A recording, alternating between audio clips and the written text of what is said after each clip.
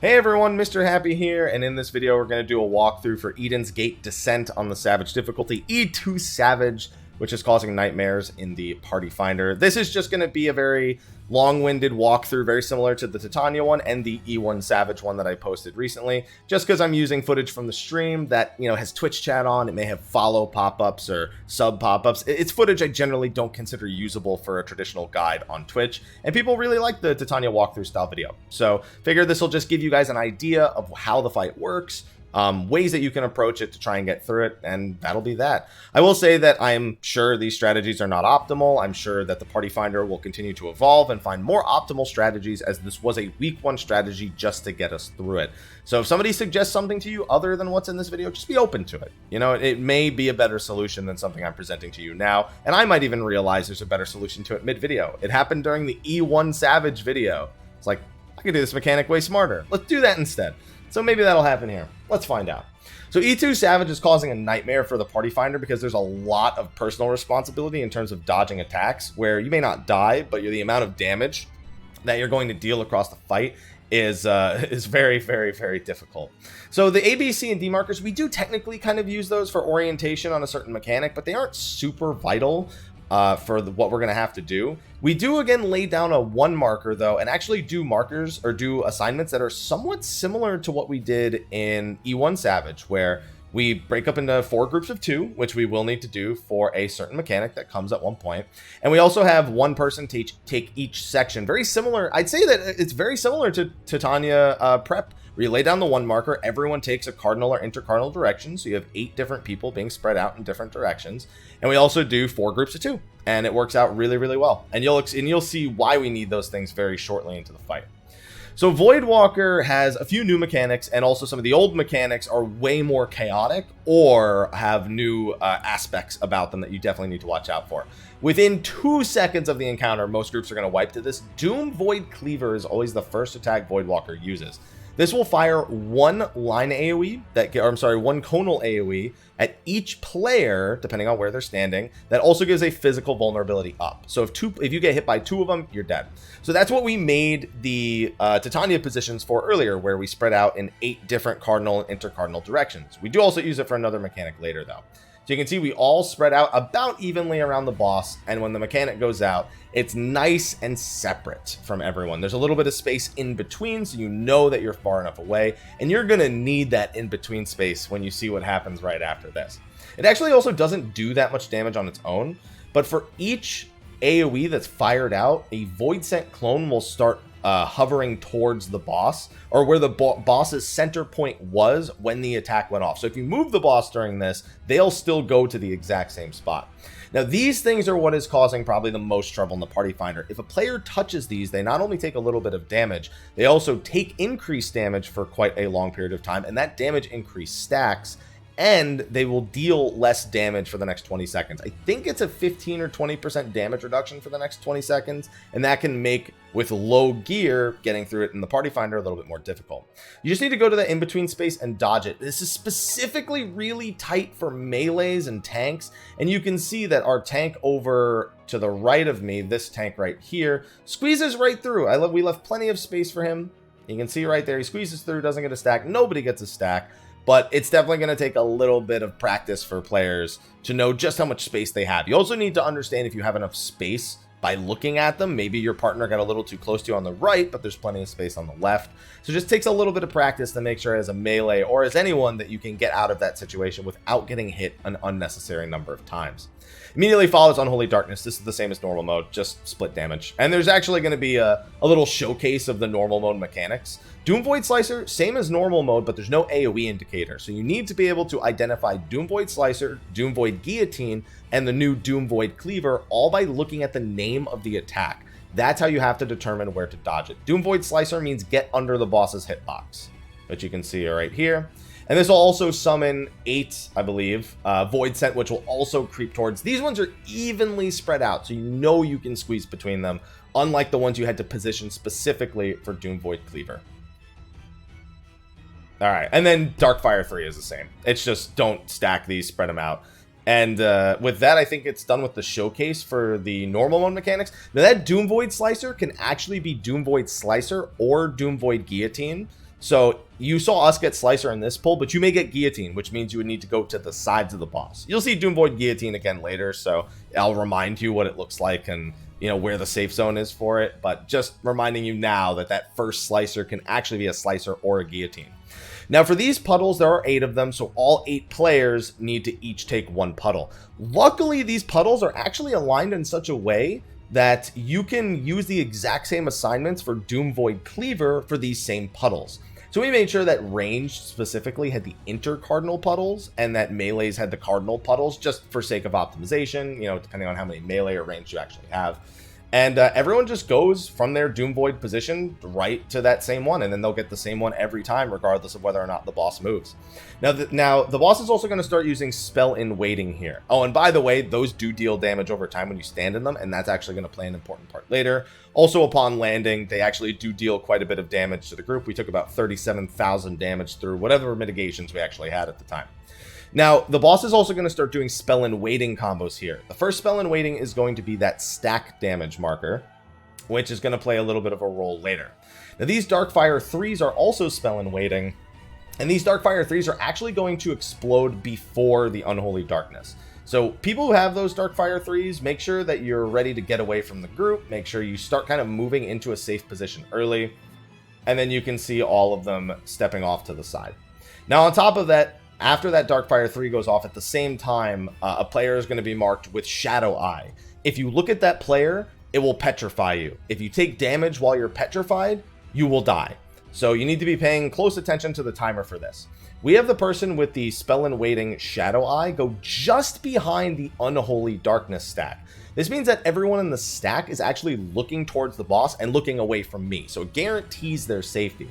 On top of that, I can stand close enough to the stack marker that I can actually help split the damage. So it's very useful to be able to use this kind of just barely behind them strategy. If anything, I should be a little closer to be in that sacred soil.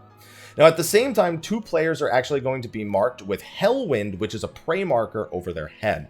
These players are going to have their HP reduced to 1. You can see that player who just ran off past the C marker, and there's another one who's in the stack who's going to be moving momentarily. Those will be on DPS, and if those players are in the stack marker, they're going to die because they only have 1 HP when the prey marker goes off. So they not only need to make sure they get out of the stack marker, but they also need to make sure that they aren't looking at the Shadow Eye AoE. Going to the flanks and making sure you're not facing towards the back of the room, even just a little bit, is how we managed to go about doing this. The prey is not AoE, so they're able to go directly to the flank, take the hit, not get petrified, and then we can all split the damage. We even have our main tank come in and help split the damage very briefly there. So if you do have your main tank helping with that damage stack, you can make sure that people are maybe moved up a little bit further into the hitbox, or that you use True North if you're a melee, or whatever tool you may be using to mitigate any damage loss you might suffer. After that, we are just going to deal with Shadow Flame, which is the same as it was in normal mode, just hits both of the tanks really hard. If one of them's dead, someone's gonna have a bad time if this hits anyone but a tank. Make sure your tanks are and also another thing to keep in mind, it is not the first 2 people on the aggro list, it is both the tanks. You can see that our tank is actually, our second tank is 8th on aggro, very, very bottom. So you know that it's not aggro based, it's just the 2 tanks as long as they're alive. Entropy is room-wide damage, hurts a lot, so, you know, make sure you mitigate it and heal up. And after this entropy casts, the boss is actually going to start using the Hand of Erebos. But the first mechanic the Hand of Erebos uses is actually a new one, Empty Rage. What this does is it tethers to the boss, and it does a giant circular AoE from the hand's location. Now, we only wiped to this a single time the first time we saw it. And so I don't know exactly how the if there's a correlation between the boss being too close to the hand versus it not being too close. It just seems to be a set distance for Empty Rage. I had somebody suggest that maybe the AoE got bigger if the boss was closer. I didn't see that because we actually had the boss centered on this kill, if I'm not mistaken, and Empty Rage didn't change at all. So you can see the range about there. Hitting, you know, a fair portion, about 75% of the arena. So whatever side of the room the Hand of Erebos is on, make sure everyone just goes to the opposite side whenever you see Empty Rage. Definitely make sure to be using that aggro list. Mine is all the way on the left-hand side, but you can easily see which one he's casting, Rage or Hate, and that's going to come into play a little bit later on. So Doom Void Guillotine, this will always be used following up. It'll always go Rage, Guillotine, Slicer, and then Empty Hate, which is the knockback that comes from the Hand of Erebos. So after you move out of range for the Rage, get to the sides of the boss for Doom Void Guillotine. This was the other attack you could have seen instead of Slicer earlier. Same as normal mode, just make sure you get to the flanks and far enough out of the flanks so you don't actually get hit. Then dodge these Void Scent, and then get in for Doom Void Slicer. That always follows up, and we always had this order every time. There was no randomness to the order of the mechanics that was happening in this specific part of the fight. Now you can see our tank actually got hit by one of the Void Scent. That is what the markers look like if you get hit by the Void Scent. The one stack that he has over here, plus the damage down. And on top of that, don't forget Arm's Length works on the knockback from Empty Hate. And in fact, Arm's Length and Surecast should be up for both of the knockbacks that happened during this encounter. So there should be no reason for anyone to get knocked off from the Hand of Erebos as long as they're remembering to use Arm's Length and Surecast. As soon as Doom Void Slicer actually finishes casting, everyone can press the button and it should be up for a long enough duration to make sure that everyone is actually safe from it. So one last time so I can actually walk myself into the next mechanic. Arm's Length, boom, everyone's alive, we're good. Now right after that, there is going to be a Doom Void Cleaver, so we actually like to keep the boss still here. You can try to reposition it during the Void Scent section if you really want to.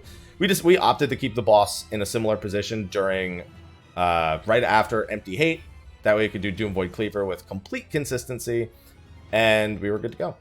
On top of that, we just dodge that, and then we move in. There's going to be another Shadow Flame here, another Entropy, and then we're going to have a set of Spell in Waiting mechanics. So I always think that's hitting me every time. It's just hitting the tank who happens to be standing with the group in this one particular case. Almost every mechanic kind of it has this little intermission where the boss does Shadow Flame and Entropy in between. So it's really easy to keep track of the next one. You can kind of label them as like Entropy 1, Entropy 2, Entropy 3. So I'd consider this Entropy 2 for the sake of pugging. And this will be Spell in Waiting Prey is the first thing that happens here, or Hellwind as it's actually called. So this is going to put the prey markers on 2 DPS again, and when the Spell in Waiting expires, they will be reduced to 1 HP. Now, on top of that, there's going to be the introduction of the new Flair mechanics. You've seen these in a ton of different encounters at this point in the game if you've been doing the various 24-mans and 8-mans. We have 1 healer, 1 DPS, and 1 tank, all targeted by a Flair, a proximity-based AoE that will hit the location very hard, and then will gradually fade out as people get further and further away. We assigned the northwest corner, southwest corner, and southeast corner, 1 for each role, and then had them each go there. So for us, we did northwest tank, southwest healer, southeast DPS, and then that leaves the northeast as kind of like the furthest point from all 3 of them. You can stack directly behind the boss or directly under the boss here, but if you really want to take very low damage, you'll see me, I kind of cheat towards the northeast. And with that, I end up surviving with a lot more health than the rest of the group. You can see, look how low everyone else got, and look how much health I still have just from being to the northeast, to give you an idea of the different positions that you can actually take for that. Now with that, we still have 15 seconds for the Spell in Waiting Prey. So at the same time here, there's going to be a Spell in Waiting Shadow Eye, and that's going to go off during the next set of Punishing Rays, which are the 8 puddles we had before. So the big thing that I mentioned earlier is these Punishing Rays actually have a bleed when you're standing in them. And on top of that, they do damage when they actually expire. So the 2 prey markers need to kind of stay near the center of the room, or at least you need to make sure your healers are paying close attention to those 2 prey people, because when it expires, they're going to have their HP drop to 1. So if they're standing in a puddle when the hit actually goes through, then they will die. Like I had an Excog here. I think they Benediction the monk or something. No, I actually got, I got an Excog. I second winded, and then the monk got a Benediction, and then I just got like a couple of extra heals here. You can see I survive with more than enough. The Punishing Ray only does about 40,000 there, but it's really that bleed tick you want to avoid actually killing the prey marker here. As long as they're above above about 50,000 HP, then everyone should be okay. Now, another thing is that Shadow Eye, that Spell in Waiting Shadow Eye, is actually going to expire at the same time that these Punishing Rays expire. We still had everybody go to their set positions for the Shadow Eye, or for their Punishing Rays, but we just looked away from the arena, essentially. So that way there was 0 chance we were looking at whoever had the Shadow Eye, regardless of their position. Now, unfortunately, that leads to a bit of a DPS loss. You could do it in such a way where you probably organize it so all 4 of your DPS are able to look at the boss and very few other people have to turn away. But we just went with something that was consistent, something we were used to, and something that we could execute on very easily. I'm fully up for people optimizing this, so you don't have to have all of your DPS turn away from the boss. This can definitely be done a lot smoother and a lot more optimally to make sure that especially Party Finder groups don't have issues hitting the DPS check. So with that, we are at about the 60% point. We're 58%, and we're going to have another Shadow Flame into Entropy. And then we are going to have what is probably the last really major set of mechanics coming. I guess we technically have another Shadow Flame Entropy after this. So after this Entropy is going to be the last mechanic that's going to be shown to you before you hit kind of Grand Cross Omega level mechanics. So it's going to ask you to break up into 4 pairs of 2. And this is very similar to what we did for the 4 pairs of 2 in E1 Savage. We have all 4 DPS assigned to ABCD, and then we assign a tank and a healer to ABCD. And that way, you know, you need 1 black and 1 white AoE around each person. They need to stack on top of each other in order to negate them. Very similar to Sophia, if you ever did that back in the day. Now, the tricky thing is that right after that is a Doom Void Cleaver, so you need to make sure your pairings make sense in such a way that it is possible to actually dodge the Doom Void Cleaver right after Light and Dark are in equilibrium. So people very quickly move to their set locations, but you saw it was kind of sloppy because we didn't really have a great assignment for that. We had both the tanks in the front, we had both the healers in the front, but then a healer had to run northwest for theirs. Just try to make sure that not only when you assign your positions earlier for the puddles and for Cleaver, that you're also assigning them in such a way that it makes sense to very, very easily dodge your Cleaver right after you do the pairing mechanic.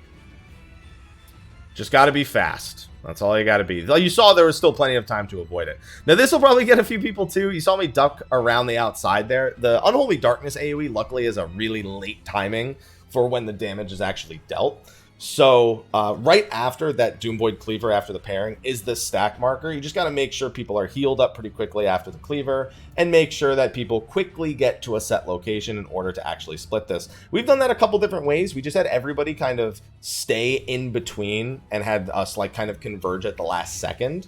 Once all the Void Scent were gone. We also had people like run through and all try to meet on one side regardless of that. As long as everyone ends up in the same location, whatever works for your stack marker is good. Make sure you mitigate it, Sacred Soil, Suckers, whatever it is you got, and you should be fine. Doom Void Guillotine. This can also be Doom Void Slicer, so this one's just like the one earlier. I haven't actually checked to see if this one's always the reverse of the one you got earlier in the fight. Like, you know how we got Doom Void Slicer first, and then we got Doom Void Guillotine here. I don't know if this one's always the reverse of that, but I just thought of that right now as I was recording it. But regardless, it's either Guillotine or Slicer, and there's only one way to dodge each of those. So make sure that you don't get hit by them, pretty much.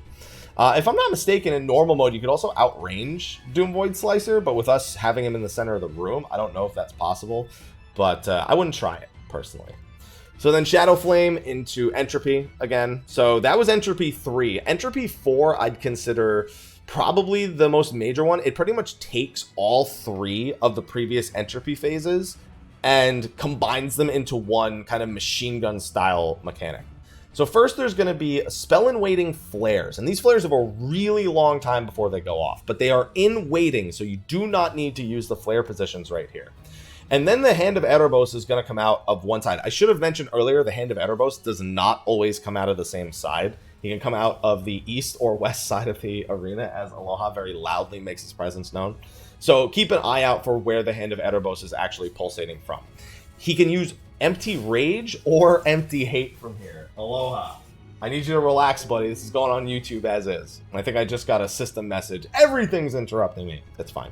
So, we noticed that from the west side of the arena, we got Empty Rage, which is the one where we have to go to the opposite side of the room.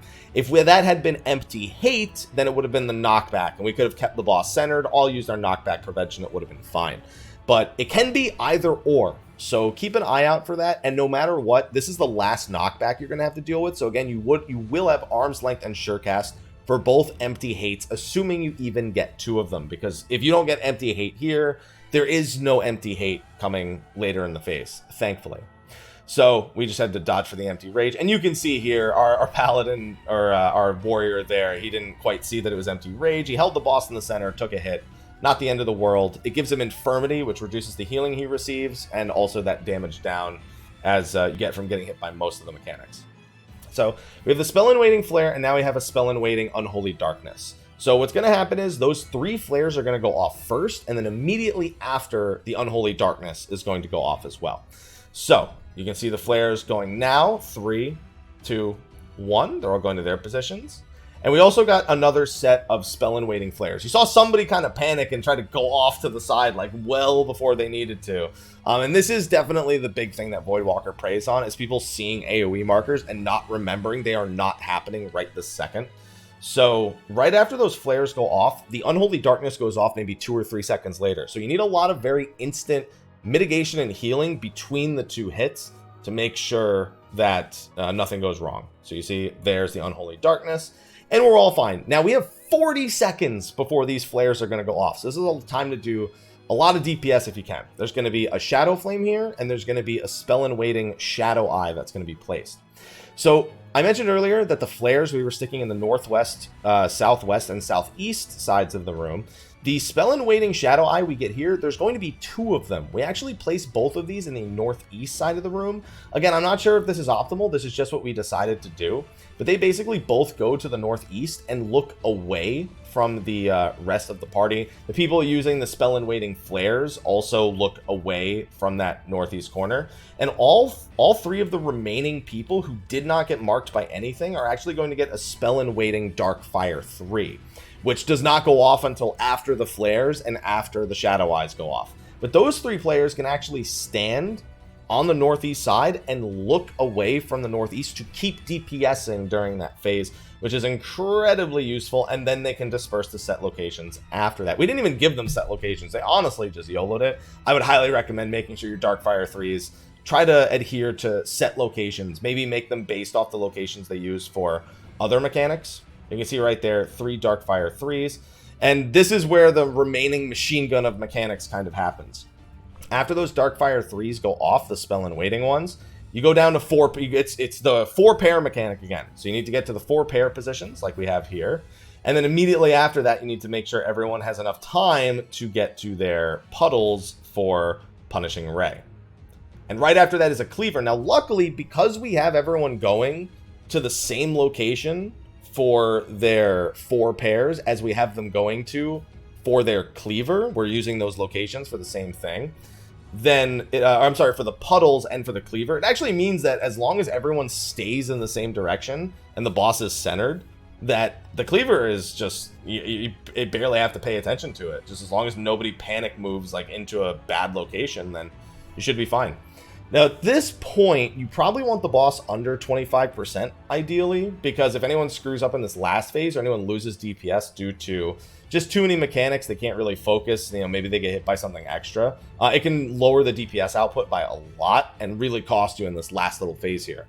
So the boss is basically going to go into a minion rage where, and you're going to see that right here, the boss gains a new AoE called Quietest, Dark Knight, you'll definitely like that one, and they're going to start doing a very chaotic combination of attacks. I wanted to say they're chaos mechanics, but only one of the mechanics is chaos. I think they're called cyclonic mechanics. This Quietest hits really hard, and every Quietest also gives the boss a stacking damage buff. Yeah, they're cycle mechanics. So you have Cycles of Chaos and Cycle of Retribution. These do the 3 Doom Void attacks from earlier in a set pattern based on which one you actually get. So the first one can either be Cycle of Chaos or Cycle of Retribution, and then the second one will always be the other one. Cycle of Chaos is going to start with a Doom Void Guillotine, followed by a Doom Void Slicer, followed by a Doom Void Cleaver. So it's get to the flanks, get in the boss's hitbox, and then make sure you get to your Cleaver positions like we talked about earlier. Now, as you can see, the one major concern with this mechanic is there's a million Void Scent being summoned everywhere. And this always makes people panic. You can see some damage stacks and some damage downs starting to form on the party over there. And it's just absolute chaos. But avoiding getting hit while maintaining uptime here and keeping a cool head is really the key component of it. So one more time you can see, we have to get in, but we have to make sure we don't accidentally step into the Doom Void that's right in the center there. Then on top of that, we have to avoid the line Void Scent here. And then we have to make sure that we avoid both of the Cleaver and the Slicer Void Scent that come out during that as well. It takes, again, it just takes a little bit of practice. You can control where the Cleaver ones are aimed, and the Guillotine and the Slicer ones are based on the direction the boss is facing. I'm sure there is a better position than center of the room for this. I feel like being closer to a side or closer to something like that is probably better. This is just the way we ended up doing it for our week 1 progression. So again, if someone suggests something better, please take it. Absolutely take it, please. Now, if the boss did Retribution first, they'll do Chaos second. If they did Chaos first, they'll do Retribution second. Retribution starts with Slicer into Cleaver into Guillotine. So this one I actually found a million times easier than Cycle of Chaos personally, because you have a lot more time to reliably aim the Cleaver in the same directions as the Slicer Void Scent, and then you really just have to worry about the Guillotine. So you can see that, like, it's just 2 lines of Void Scent, both coming from the same direction. And then you just have to avoid the line of Void Scent that's coming out from the center of the room. So that one I found really easy. We'll watch it one more time, just as a reminder. If you want to make a little macro for this, for the Party Finder, or like a little echo macros to remind yourself before the phase actually begins, it can absolutely come in a lot of handy for random Party Finder groups. So it starts with Slicer, then Cleaver, then Guillotine, which is, again, just get to the flanks. And after this, the boss will do Quietest. It'll do one of the cycle mechanics again. Then it'll spam Quietest 3 times back to back. And then the 6th and final Quietest will be the Enrage. So it definitely is going to be rough on Party Finder groups where people cannot dodge the Void Scent, because even with everyone alive, performance needs to be pretty good here in order to beat the DPS check in the current gear that's available. With more gear, a lot of the problems people have with this will probably be negated a large percentage as people get more Phantasmagoria gear and any gear from the first fight, or any gear they may get week to week. But we have to do this one more cycle of Chaos, and then you can see the Quietists that come out. You definitely want to arrange some good mitigation for these Quietists, because they hit very, very hard. And because the boss keeps getting damage stacks over and over again, it just means they're going to keep hitting harder and harder and harder each time. So you have Quietest number 3. I think we had like a Shake and a Reprisal for that. I think we get a Reprisal for the 3rd one as well. We have a Tactician for 1, and we accidentally used, I think I meant to use Shield Helmet for the 1st, and then we ended up overwriting each other. There's an Addle, there's another Reprisal, you know, you have Sacred Soils. Use your tools. You know, I could have used Improv here even for a little bit of healing increase. And then you have this last Quietist once the boss is at 5 stacks, and you are good to go. It's a pretty slow cast, but, you know, if you've had anyone with damage down stacks, you're going to be a little bit tight for time on that one. And bam! You've done it. You've beaten the 2nd fight. It's a really, really fun fight with a lot of personal responsibility, people looking out for mechanics, and I definitely had a good time with it. Now, moving forward for the actual loot, we got a hand coffer and a head coffer. Now, I haven't beaten the 3rd fight, and I haven't looked at anyone's loot list for the 3rd fight either, but I believe you have you get 2 out of 3 hand. I'm sorry, I think you get 2 out of 4 potential coffers, if I'm not mistaken, unless I missed something with the 1st fight. And you can also get a waist coffer, and I'm getting a little bit of a headache here at the end of the video, so it's a bad time to have to think about things. So we got Eden Grace hands and Eden Grace head. I believe you can also get the boots, and I think the belt might actually come from 1. But it's similar to 1 where you'll get coffers. You'll also get 1 coat for upgrading the accessories, and you'll also get 1 lightweight tombstone, which is otherwise only obtainable from 7 weeks of Eden normal mode. So this, with 1,000 Phantasmagoria tombstones, will definitely come in handy. But anyway, since I'm getting this headache towards the end of the video, hopefully that helped you understand why we did certain things, how we got to those conclusions, and hopefully it helps you a little bit with the Party Finder. Again, apologies for the long-winded style walkthrough, but just what I'm able to do at the current time. Anyway, thanks for watching. Be sure to like, favorite, subscribe, and share. I'm going to get back to my Twitch stream now, because I've been doing this all live on Twitch. And I will see all of you in the next video, where we'll probably do something similar for Leviathan. Anyway, thanks for watching, and until next time.